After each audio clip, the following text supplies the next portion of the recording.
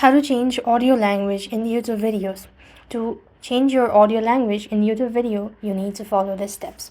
So here, what you want to do is, first of all, you want to open your YouTube application.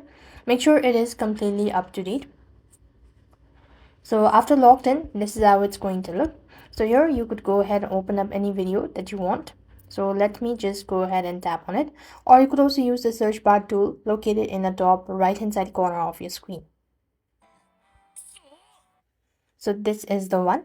And next, what you need to do is click the gear icon from the top right hand side corner of your screen. And then you have these gear icons. So click on more once again.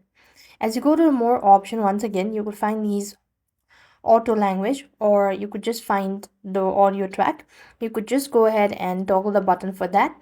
And once you've enabled it, you'll have successfully changed the audio language in your video, or you'll actually be able to find a lot of options available, such as you could go and change it to according to any language that you want. And that is how it works. So I hope the video was helpful. Make sure to like, share, and subscribe. Thank you for watching. See you in the next video.